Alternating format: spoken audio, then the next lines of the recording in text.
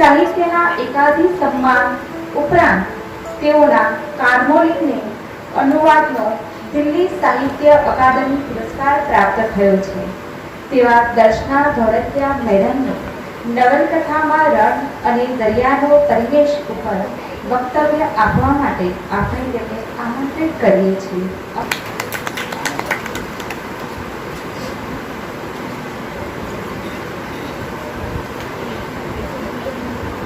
સૌને નમસ્કાર. આરંભે એટલું જ કહી દો કે આ વક્તવ્ય મારું રદ થાય તો પણ પરિવેશને સાથે લઈને બેઠી છું, કારણ કે વિનેશભાઈ જેનો ઉલ્લેખ વાર્તા સંદર્ભે એકાધિક વાર થયો અને હસમુખભાઈ અત્યારના આપણી ભાષામાં કહી તો લેટેસ્ટ એવા દરિયાઈ વાર્તાઓ અને નવલકથાના સર્જક છે. એટલે પરિવેશ મારી સાથે જ છે. એના આનંદ સાથે મારી વાત જરાક અઘરી વાત છે, કારણ કે નિમંત્રણ મળ્યું ત્યારે મનમાં થોડો ડર પેઠો. ગુણવંતરાયના એટલા બધા પુસ્તકો, બીજા સર્જકો પણ મળતા ગયા, જરા જુદી રીતે વિચારવાનું પણ આવતું ગયું અને વિનેશભાઈથી માંડીને અમારા ગુરુજન ડૉક્ટર વિરેન્દ્રભાઈ અને બીજા સર્જકો હસમુખભાઈ સુતા સાથે ચર્ચા પણ થઈ. એટલે અત્યારે જે સવારે ચર્ચા ચાલતી હતી એના સાથે પણ એનો કેટલો મેળ બેસે છે એ હું પણ અત્યારે સમજી રહી છું. પણ એ નિમિત્તે ઘણું બધું જોવાનું બન્યું જે સ્વાધ્યાયનો મુખ્ય હેતુ હોય છે. એટલે પણ અકાદમી, બંને અકાદમી, વિનેશભાઈ, ઓમ નાગર સાહેબ, ભાગેશભાઈ, બધાનો આભાર માની લો.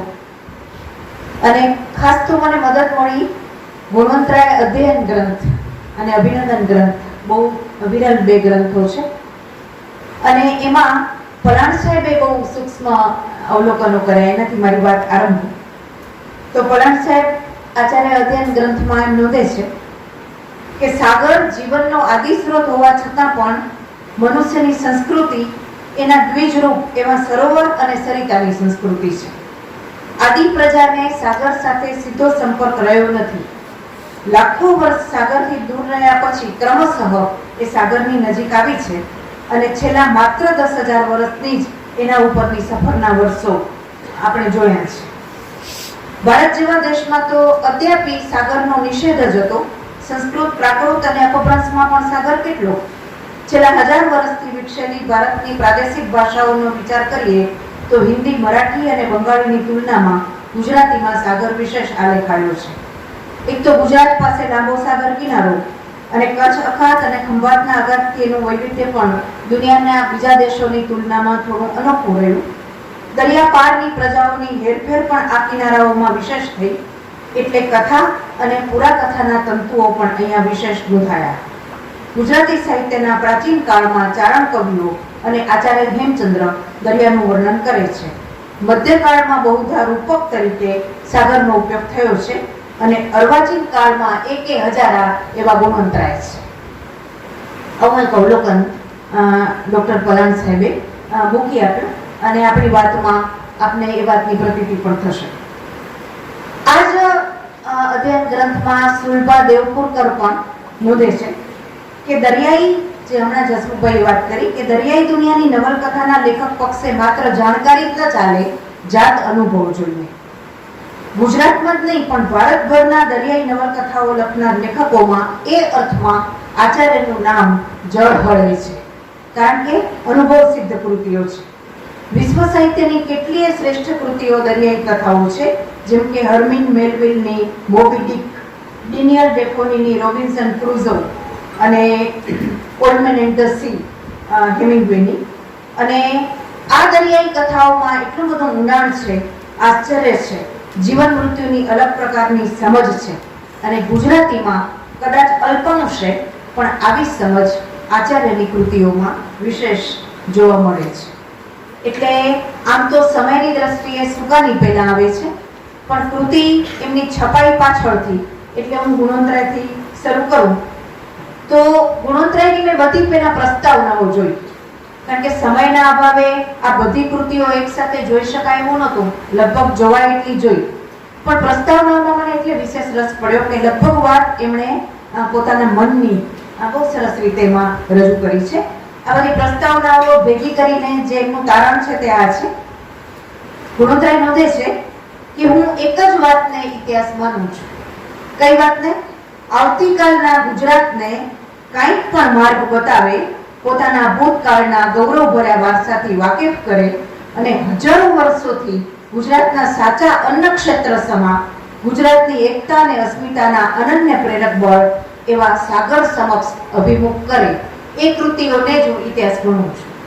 આવી વાત ગુણોત્તરાય કરી અને એમણે કહ્યું કે એક મહાન માનવી માત્ર માર્ગ જ બતાવી શકે, દીવાદાંડી જ બની શકે, પણ હજારો નાની મોટી સફર ખેડીને જે નાના લોકોએ દીવાદાંડીની ગરજ સારી છે એની વાત આ દરિયા જ આપણને આપી શકે, દરિયાઈ કથાઓ જ આપણને આપી શકે.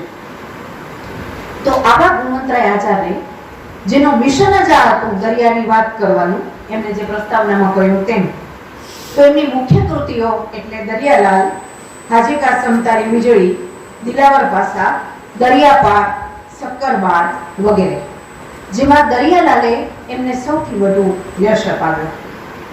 આ બધી કૃતિઓમાં ક્યાંક દરિયો વર્ણન રૂપે આવે છે, ક્યાંક ચિત્ર રૂપે આવે છે, ક્યાંક અલંકાર રૂપે આવે છે અને ભાવકના ચિત્તમાં આમ છવાઈ જાય છે. દરિયાનું વર્ણન જુઓ દરિયાલાલમાં. દરિયાલાલની એક વિશિષ્ટતા છે સાત સાગરમાં. એક કે આવી વધારેમાં વધારે અથડામણો દરિયાલાલમાં થાય છે.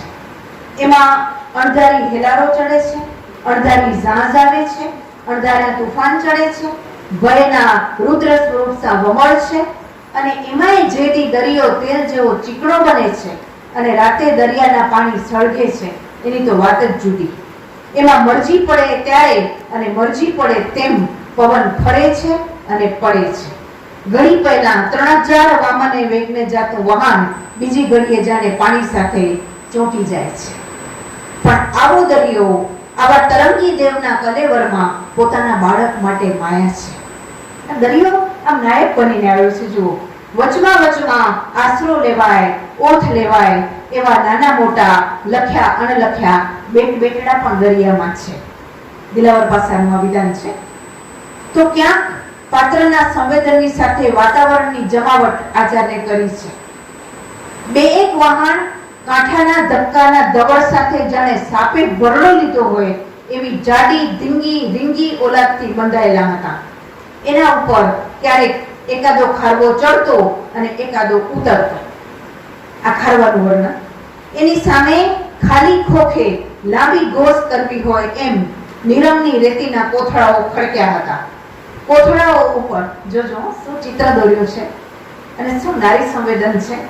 કોથળાઓ ઉપર 4-5 ખારવાનો બેસીને ક્યારેક ગાતી, ક્યારેક વાતો કરતી તો ક્યારેક દ્રુસકતી. શબ્દ કેવો વાપરો છે, દ્રુસકતી. ક્યારેક હસતી, ક્યારેક શેહથી, ક્યારેક આશાથી એ સામે નજર કરતી. વળતા જુવાળમાં આ વહાણો મલબારની ઇમારતી ગોસ કરવાને જવાના હોય એવી તૈયારીઓ લાગતી હતી. ખારવો ખારવાણ નાયક તરીકે આવે છે, નારી સંવેદન વ્યક્ત થાય છે અને અલંકારોમાં ચિત્રાત્મકતા, વર્ણન કલા અને માનવ સંવેદન એ પરિવેશની સાથે ગુણવંતરાય ખૂબ સરસ રીતે વણે છે. કેટલાક દ્રષ્ટાંતો કહું. ભાષા શૈલી અને રજૂઆતની અનન્યતા વ્યક્ત કરતા કેટલાક અલંકારો પલાણ સાહેબે તારવ્યા છે. સામા પવનમાં વહાણ તરતું હોય એવો અવાજ, જાણે કોઈ ખડક ઉપર દરિયાના મોજા ફરતા હોય એવું હાસ્ય, બંદાની સુરત અને મૂરત એવા કે દરિયામાં જેમ મીઠું ભળી જાય એમ લોકમાં ભળી જાય.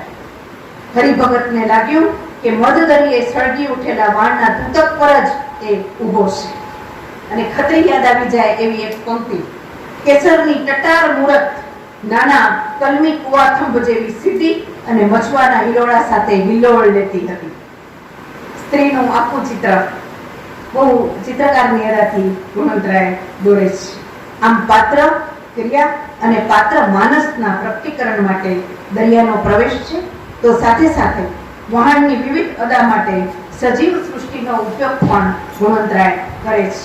જોજો, ડાંગના મારથી ખીલે બાંધેલું ઢોળ ભડકીને કુદાકૂદ કરે એમ મછવો કુદાકૂદ કરતો હતો. દારૂ પીધેલો માણસ લથડતો હોય એમ મછવો લથડતો હતો.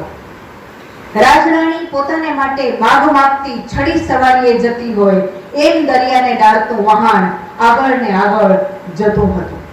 ઘણા બધા આવા દ્રષ્ટાંતો છે.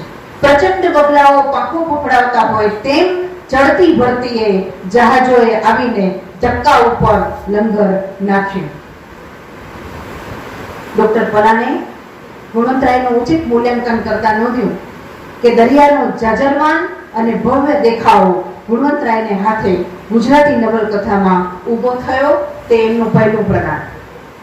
અત્યાર સુધી આ પ્રકારની સાગર કથાઓ આપણે ત્યાં આવી જ નહોતી. બીજું મહત્વનું ઉદ્ઘાટન તે એમણે ગુજરાતના વહાણવટાને આપણી નવલકથાઓમાં પ્રવેશ આપ્યો, જે પણ અત્યાર સુધી નહોતો મળ્યો. આપણી નવલકથા આ વાત બહુ વિચારવા જેવી છે અને ઘણી જગ્યાએ જુદી રીતે કહેવાનું પણ મારે બન્યું છે કે આપણી નવલકથાઓ આમ તો આપણા ઘણા બધા સાહિત્ય સ્વરૂપોમાં આ વાત લાગુ પડે. એક બાજુથી રાજા મહારાજાઓ અને પ્રધાન કુટુંબોની કથા બની તો બીજી બાજુથી સાસુઓની લડાઈની કથા બની. ત્રીજી કોઈ વાત જ એમાં લગભગ આવી નથી.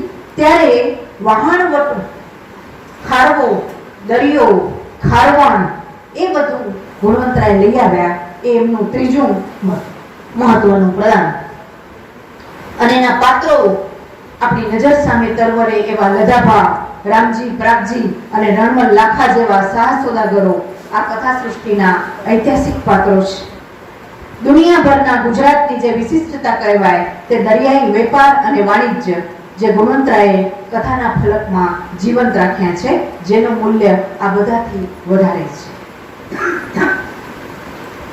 એ જ રીતે સાગર કથાની વાત આવે એટલે તરત આમ તો પેલું નામ મેં શરૂઆતમાં કહ્યું તેમ સુગાનીનું યાદ આવે. દેવો દાદલ એમની બહુ જ મહત્વની નવલકથા 1956 થી 57 સુધી કુમારમાં છપાઈ અને બચુભાઈ રાવતનો એને અર્ઘ્ય મળ્યો. વિનોદ ભટ્ટનો એક અર્પણ યાદ આવી જાય કે સર્જકોના ઐરાવત એવા બચુભાઈ રાવતને અર્પણ. એક પુસ્તક એમણે આવું અર્પણ કર્યું છે. મને અર્પણ જોવું બહુ જ ગમતું હોય અને એની સાથે સાથે આ વાત નોંધી લઉં કે આ દેવો દાદલ જેવી કૃતિ સુગાનીએ 16 થી 70 વર્ષના યુવાનોને અર્પણ કરી છે, જે લોકો જેથી કરીને એ લોકો આકર્ષાઈને સાગર ખેડે અને આ પ્રદેશમાં પ્રવેશ કરે એના માટે 16 થી 70 વર્ષના યુવાનોને અર્પણ એવું મૌલિક અર્પણ સુગાનીએ કર્યું છે. અને સાથે સાથે કહેવાનો મોકો મળ્યો છે અને મારા પ્રદેશના એટલે વાડાબંધીની રીતે નથી કહેતી પણ જે સાક્ષી છે એવા લોકોના દેખતા મને અને સામે પ્રબુદ્ધ વર્ગ છે ત્યારે કે અમારે ત્યાં વિનેશભાઈ અને ધીરેન્દ્ર મહેતા સાહેબે ખાસ કામ એ કર્યું કે આ પૂર્વજોનું જે અગ્રંથસ્થ હતું એને પોતે પણ ગ્રંથસ્થ કર્યું અને એમફિલ પીએચડી ના વિદ્યાર્થીઓ દ્વારા પણ કરાવ્યું. ધીરેન્દ્રભાઈએ વનુભાઈની સાગર કથાઓ, સુગાનીની સાગર કથાઓ, સુગાની વિષયક પરિચય પુસ્તિકા, નાનાલાલ જોશીની વાર્તાઓ અને એવું ઘણું બધું કામ કર્યું અને જુદી રીતે પૂર્વજ પૂજા કરી અને જે દટાઈનું પડ્યું હતું એને બહાર આવ્યું. અને ધીરેન્દ્રભાઈ પાસે અમારી યુનિવર્સિટીના વિદ્યાર્થી ડોક્ટર મેહુલ પટેલે સુગાનીની સાગર કથાઓ પર એમફિલ અને નાનાલાલ જોશીની વાર્તાઓ પર ફાલ્ગુની કોમલે પણ એમફિલ કર્યું. એટલે આવી રીતે આ બધું બહાર આવ્યું અને સુગાની જુદી રીતે છેલ્લા 10-15 વર્ષમાં આપણે ત્યાં પ્રસ્તુત થયા. બચુભાઈ જેવી વ્યક્તિ સુગાની વિશે નોંધે છે કે સુગાનીની કલમનું ઓજસ, સાગર વિષયક એમનું અગાધ જ્ઞાન તેમજ એમની બહુશ્રુતતા અને વિદ્વત્તા ગુજરાતના રસવાંચુ વાચકોથી માંડી અને વિદ્વાનો સુધી એટલા જાણીતા છે કે એના પરિચયની કે પ્રશસ્તિની જરૂર જ નથી. અને ત્યાં સુધી પ્રસ્તાવનામાં નોંધાયું કે આવો એક માણસ આપણી વચ્ચે છે એમે કદાચ કોઈ ભાગ્યે જ માનશે. આટલી જણે સાગર વિષયક મહેનત કરી છે. અને સુગાનીમાં જે નિસ્બત છે, કારણ કે સાગર સાથે સંકળાયેલા છે, પછી તો અમે ખારવાઓનું યુનિયનને એમાં ખત્રીની પણ મદદ લીધેલી અને ખત્રીએ પણ ખારવાઓ સાથે કામ કર્યું છે, ડોક્ટર જયંત ખત્રીએ. એટલે આ બે સર્જકો એવા છે, અત્યારે તાજેતરમાં આમનું નામ પણ લેવાય હસમુખભાઈનું, કે જેમણે સીધી રીતે દરિયો, દરિયાના માણસો, ખારવાણો એના સાથે કામ કર્યું છે, એમની જિંદગીને નજીકથી જોઈ છે. એટલે તમે જુઓ પાત્ર લેખનમાં હમણાં જે વાત થતી હતી ભોજન લેતા લેતા પરિવેશ કેવી રીતે નિસ્બત પૂર્વક આવ્યો છે. માત્ર પરિવેશના લેખન તરીકે કે મજા આવે કે વર્ણનો કે ચિત્રાત્મકતા એવું નથી. જ્યારે વાણ ખેડવા ખારવાઓ જાય છે ત્યારે દેવોદાદલમાં આ આખી વાત જુઓ કેવી રીતે આવે છે. હરજીવન મહેતાએ નાખવાના હાથમાં શ્રીફળ અને પડો મૂક્યા. પેલું કરે ને શુકન કરાવે છે. નિયાણીએ એટલે દીકરીએ એના કપાળ ઉપર કુમકુમ અક્ષત ચોડ્યા અને નાનકડી ટબુડીમાંથી દૂધ અને ફૂલ પાણીમાં રેડ્યા. નાખવો બધાને ભેટીને વાહન ઉપર ચાલ્યો. કાંઠે સગાવાલાની ભીડ ઉભરાઈ હતી. ઘણા ખરા નશામાં ચકચૂર હતા. હવે 2 વર્ષના મોજોણા નહોતા. 2 વર્ષ સુધી મળવાનું નહોતું. વચમાં વાવડા, પાણી અને અગમ્ય ભાભી હતા. શું પંક્તિ છે જુઓ તમે. સૌના હૈયામાં ઊંડો ભય હતો. આસ્તે આસ્તે વાહન ચાલવા માંડ્યું. એની રોનક ઝાંખી થતી ગઈ અને જોવાય ત્યાં સુધી આ બધાની માતાઓ અને પત્નીઓ એને જોતી રહી. ત્યારે નાયિકા જે છે કાંઠા પર બેસી રહી. શૂન્ય જેવા ક્ષિતિજ ઉપર શૂન્ય આંખો તાકી રહી. સફરે ચડેલા દીકરા કે ધણીને અપસુકન ન થાય એ માટે આંસુઓ તો હૈયાના તાપે જ બાળી નાખ્યા હતા. હજુ તો હમણાં આવ્યા હતા. આવ્યા શું ને ગયા શું? આવ્યા હતા એ તો સ્વપ્ન થઈ ગયા. ગયા એ સાચું. આ જીવન છે આ લોકોનું. ગયા એ સાચું, આવ્યા એ તો સ્વપ્ન થઈ ગયું હતું. દુનિયા આખીની પર જ એની તવારીખ ઉપર હજારો વર્ષની પડતાલ પડી છે અને તવારીખના સફાઓ આંસુથી પલળેલા જ રહ્યા છે. રણે ચડતા કેસરીની પેઠે પ્રેયસીઓએ તલવારો બાંધી છે. શત્રુને સંહારા જતા પુત્રોને માતાઓએ વેદાવ્યા છે. પ્રેયસીઓને જૌહર કરવું પડે, માતાઓના હૈયા ભાંગી પડે એવા સાહસ પ્રેર્યા માનવીને એની ક્યારે પરવા પડી છે? એને તો સાહસ કરવામાં જ પોતાનું જીવન ધન્ય માન્યું છે. બહુ સુંદર વર્ણનો સુકાનીમાં આવે છે. વર્ણનની ચિત્રાત્મકતા એક જ સમયના અભાવે કહીશ કે કેવા છે બેડિયાતો એટલે કે ખારવાઓ. તો કે વહાણનો બેડિયાત એટલે સ્ફૂર્તિનો ફુવારો. એનો એક એક સ્નાયુ પોલાદની કમાન જેવો મજબૂત અને સાબતો જોઈએ. એનું બદન હવા જેવું હળવું, પથ્થર જેવું વજનદાર જોઈએ. કાંડા ઉપર ધામણ બાંધી પવનપૂર સડને ખેંચી લેવાની બાવડામાં તાકાત જોઈએ. પગના 10 આંગણા હાથના આંગણા જેવા કામયાબ જોઈએ. જોઈએ દિલની હિંમત, સીનાનું જોર અને મોત સામે પણ પાપડ ન ફરકે એવી નિડરતા. આ એનો ખારવો, સુકાનીનો ખારવો. કેટલી બધી નજીકથી સુકાની આ સંવેદનને જોઈ શક્યા છે, અનુભવી શક્યા છે પરકાયા પ્રવેશ કરીને. એ આપણે કેવું જોઈએ. તો હમણાં જેનું નામ સ્મરણ થયું એ અમાનત નવલકથા નારાયણ દામજી ખારવાની, જેની પ્રસ્તાવના ખત્રીએ લખી છે. અને ડોક્ટર ખત્રી એ પોતે પણ આ ખારવાના માણસ હતા. એ બહુ સરસ વાત કરે છે કે સાગર કથાઓને માત્ર સાહસ કથાઓ તરીકે આપણે આલેખીએ છીએ ત્યારે આપણે ભૂલ કરીએ છીએ. સાગર ખેડૂના જીવનની વાસ્તવિકતા માત્ર સાહસ નથી. સાહસ તો એને કપાળે આવી પડ્યું છે, એ તો એને કરવાનું છે. પણ એના જીવનની ખરી અને નગ્ન વાસ્તવિકતા એ તો એની નાડીના ધબકારામાં અહર્નિશ ઉઠતા અને હર પળે ક્ષણભંગુરતાને ખ્યાલ આપતો એના જીવનનો કરુણ છે. સાગરમાં સફર કરીને જીવન નિર્વાહ કરનારા માનવ સમૂહની માનસિક પ્રક્રિયાઓ જુદી જ હોય છે. ખત્રીએ પ્રસ્તાવનામાં લખ્યું છે. અને જે કૃતિ છે અમાનત, એનો ગાળો બીજા વિશ્વયુદ્ધ આસપાસનો છે. યુદ્ધના સમયમાં પણ કચ્છના સાગર ખેડૂઓએ કેવી રીતે દરિયો ખેડ્યો, કેવી રીતે વહાણો ડૂબતા અને ઉઘડતા, એની આ કથા છે. મુખ્યત્વે માલદીવ અને માલદીવ ટાપુ અને અરબી સમુદ્રમાં આ કથા ચાલી છે. નોંધપાત્ર એવી નવલકથા. દેવશંકર મહેતા અને નવનીત સેવક પાસેથી એકાધિક લગભગ ઢગલાબંધ કૃતિઓ મળે છે. બધાના ટાઇટલ પણ દરિયાને લગતા છે. અલબત્ત એમાં આ પ્રકારે દરિયો બહુ આવેલો દેખાતો નથી, પણ સાગર કથાઓ ના નામના લિસ્ટમાં આ બંનેનું મુખ્ય નામ છે એમ આપણે કેવું જોઈએ. આચાર્યથી વિનેશભાઈ અંતાણી સુધી આવતા મારે કેવું જોઈએ કે ગુણવંતરાયની મર્યાદા પણ એના અધ્યયન ગ્રંથમાં નોંધાઈ છે. નમ્ર ભાવે કહું તો બહુ સરસ વાત મને પણ દેખાઈ અને પરાણ સાહેબે ત્યારે એમને દેખાણી છે કે ઉતાવળે લખવા જતાં સંવેદનની સૂક્ષ્મતાઓને ક્યાંક એમાં આચાર્ય થાપ ખાઈ ગયા છે અને જેમ જેમ સમય ગયો આધુનિક અભિગમ આપણને દેખાવા માંડ્યો તેમ તેમ સંવેદનની સૂક્ષ્મતા દરિયો અને રણ બંનેમાં આવી, જેમાં વિનેશભાઈનું નામ મોખરે છે. પ્રિયજનમાં ચારુ નિકેત જેટલો જ દરિયો પણ નાયક બનીને આવે છે. બહુ જ સૂક્ષ્મ રીતે આવે છે. એક બે પંક્તિ બાકીની લોભવશ જતી કરવી પડશે, લોભ હોવા છતાં પણ જુઓ તમે, કશું જ બોલ્યા સિવાય બંને જોતા રહ્યા ચારુ અને નિકેત. દરિયાનો ગુગવાટ એમને ઘેરી પડ્યો હતો. ચારુ આટલી નજીક ક્યારેય પણ ઊભી નહોતી. એના શ્વાસ સુગંધિત હતા કે દરિયાનું કામણ હતું. જાણે ચારુ દરિયા પર ચાલતી હતી. દરિયાના પાણી પર એના પગલા પડતા હતા, પણ એ ડૂબતી નહોતી, મોજો જ હોય એમ ચાલતી હતી. આવી ઘણી બધી પંક્તિઓ પ્રિયજનમાં. આ ચારુને એકવાર એને દરિયા કાંઠે દોડતી જોઈ હતી, વરદીના પાણીમાં ઉછળતી જોઈ હતી અને દરિયો ધીરે ધીરે ઠરીને એના મનમાં રણ બની ગયો હતો. એક સાથે બંને ભેગા આવી ગયા અને બીજો દરિયો એની આસપાસ ઉછળવા લાગ્યો હતો. એક દરિયાની તરલતા અને બીજા દરિયાનું વજન. અને ચારુને પાછળથી આવતી જોવે છે ત્યારની આ પંક્તિ. નિકેતે પાછળ જોયું તો દરિયા કિનારાની ભીની રેતમાં પગલું મૂકતી સાંજ કમરામાં પ્રવેશી હતી.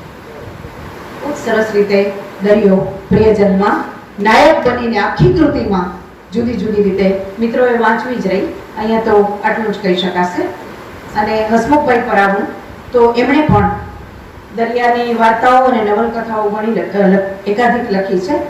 અને સુગાણીથી માંડી ગુણવંતરાયાચાર્ય, વનોપાંધી, નારાયણદાસજી ખારવા, વનોપાંધી, એ આખી પરંપરામાં હસમુખભાઈનું નામ અત્યારે લેટેસ્ટ આધુનિકતમમાં આવી શકે.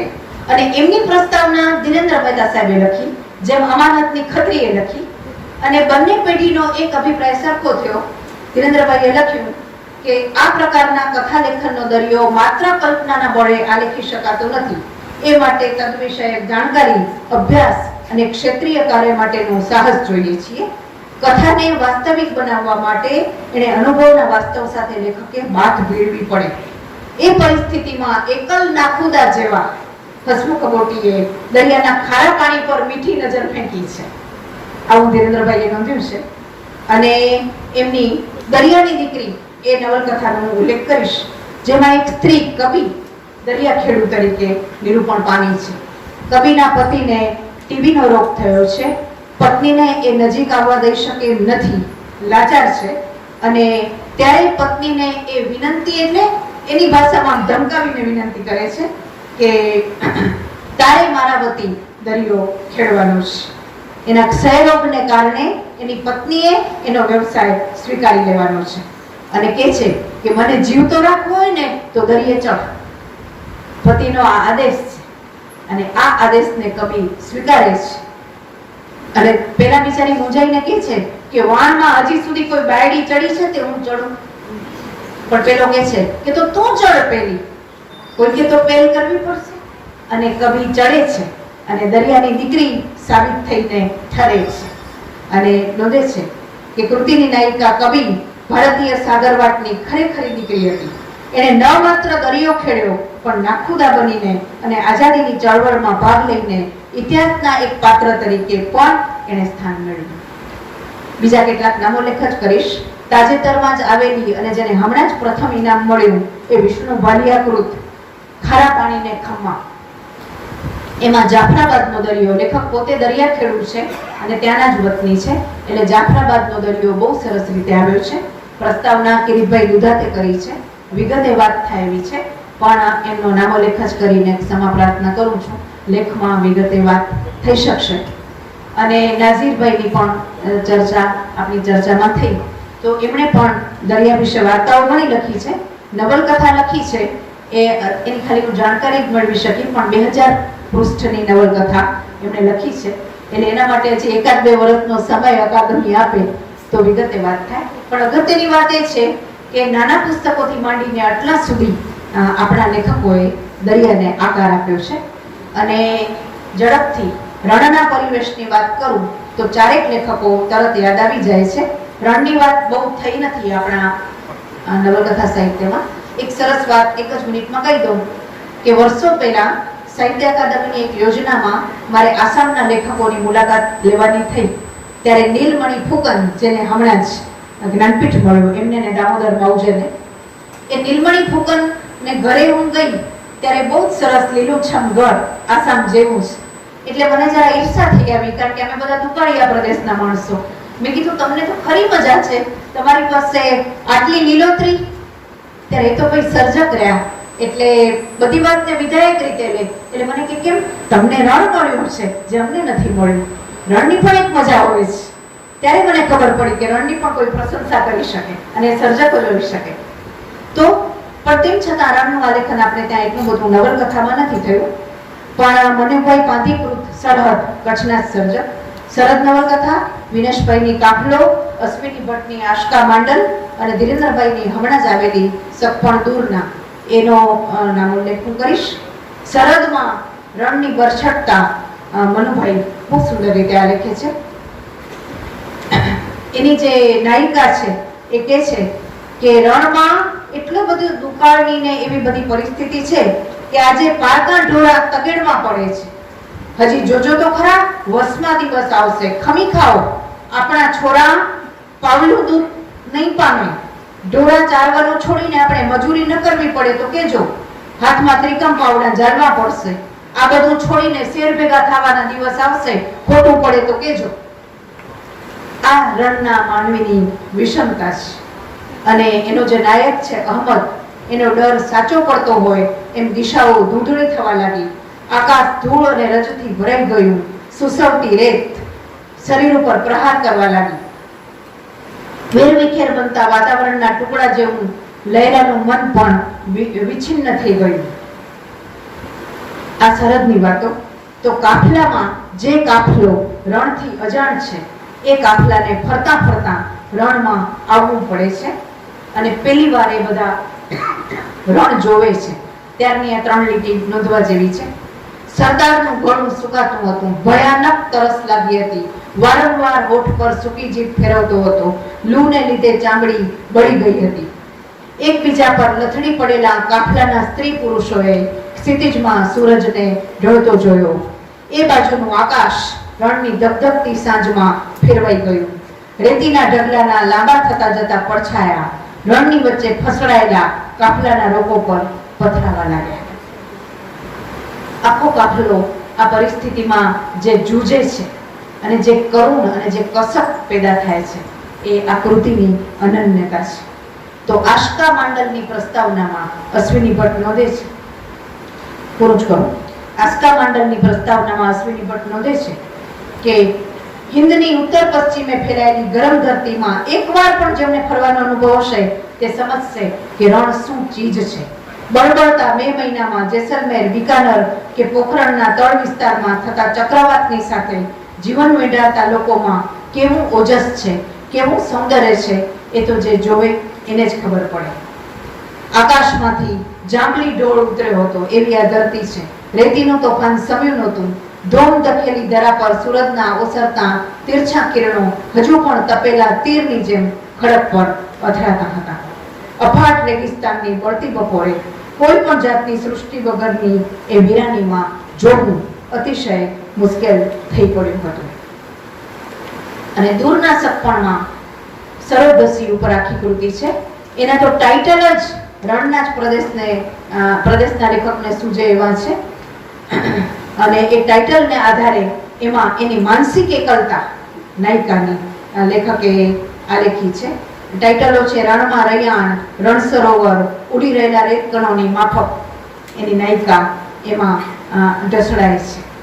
તો અંતે એટલું જ કહેવાનું કે આ બધી જ કૃતિઓમાં દરિયો એક સંવેદન બનીને, ક્યાંક નાયક બનીને, ક્યાંક ચિત્ર બનીને અને ક્યાંક વર્ણન બનીને પ્રગટે છે. મેં કહ્યું તેમ ગુણવંતરાયથી આ સર્જકો સુધી આવતા સૂક્ષ્મતા વધારે આવે છે. સુકાની કે પછી હસમુખભાઈ સાગરકાંઠા સાથે સીધા સંકળાયેલા હોવાથી એમની વાતમાં વાસ્તવ વધારે સૂક્ષ્મ રીતે આવ્યું છે, સંવેદનાઓ વધારે સૂક્ષ્મ રીતે આવી છે અને અભિગમ પણ ઘણો બધો આધુનિક બન્યો છે. એક બાજુ સાગર ખળખળતો અને બીજી બાજુ સૂકું રણ, એને આપણી ગુજરાતી નવલકથાઓમાં સ્થાન આપીને આ લેખકોએ એક નવા જ સંદર્ભને ઉઘાડીને ગુજરાતી સાહિત્યને ઘણું જ રળિયાત કર્યું છે. ફરીથી સૌનો આભાર.